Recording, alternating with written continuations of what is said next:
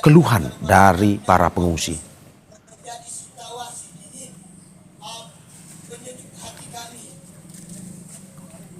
Dan untuk selanjutnya, saudara, kita akan bahas bersama Kepala Pusat Data Informasi dan Kebencanaan BNPB, Abdul Muhari. Pak Muhari, selamat pagi. Selamat pagi, Terima Mas. kasih Pak sudah bergabung bersama saya Mario Sarong di studio Pak di Breaking News Kompas TV terkait dengan Pagi, bencana di Mario. wilayah Sumatera bagian utara. Selamat pagi Pak. Pak, ini kita ingin terus mengupdate dan mengupdate terkait dengan hingga saat ini jumlah korban yang dirilis atau sudah dikumpulkan oleh BNPB ada berapa Pak yang bisa diinformasikan kepada kita? Ya, setiap hari kita melakukan cut off data di pukul 16.00, Mas Mario. Per hari kemarin, Rabu 3 Desember 2025 pukul 16.00 itu data kami yang sudah divalidasi dan diverifikasi dengan pemerintah daerah.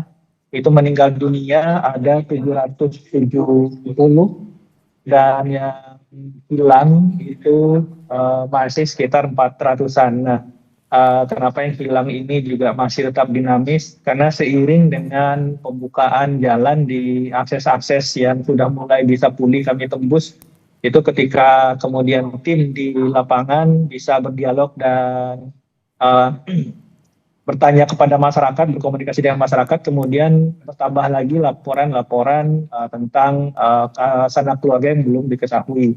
Nah, ini akan tetap terus kita update.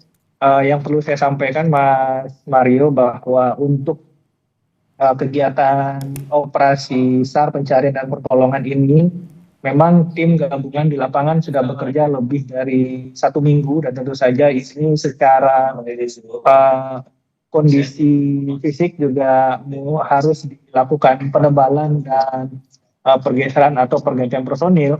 Saya mengabarkan untuk Aceh misalkan, itu dari personil TNI yang sudah dideploy dari awal di 19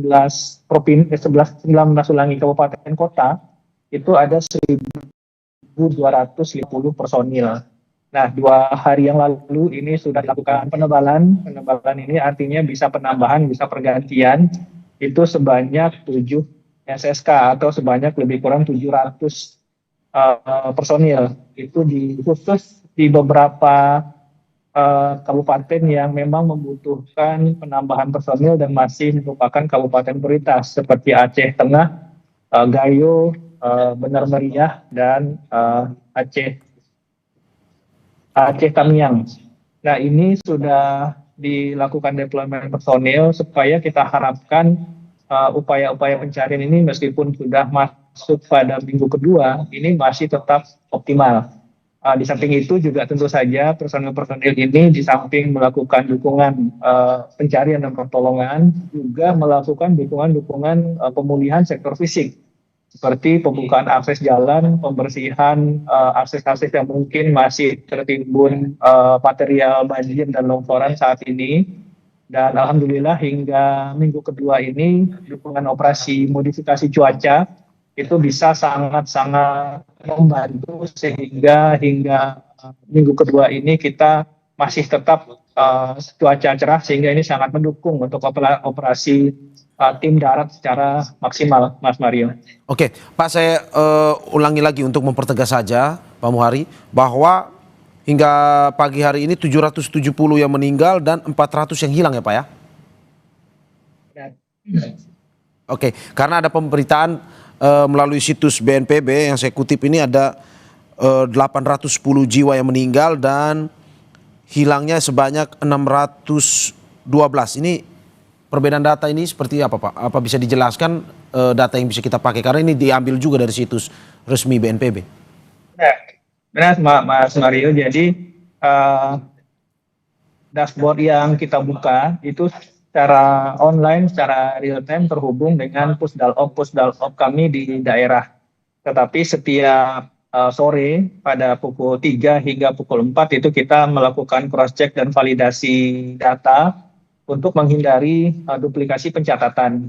Nah, ada beberapa kali karena sistemnya dibuat secara langsung, jadi kontrol validasi data kemudian harus tetap kita lakukan secara manual, sehingga data yang resmi kami rilis adalah data yang kita sampaikan pada saat preskon setiap hari pukul 5 sore, Mas Mario. Oke. Nah, ini kemudian memang di data dashboard kita ini berjalan malam hingga pagi, dia akan dinamis lagi karena sudah menerima data dari Pusdalop BNPB di kabupaten kota. Tetapi tetap nanti fungsi kontrol datanya kita akan cross check lagi identitas, nama dan seterusnya untuk kita sampaikan secara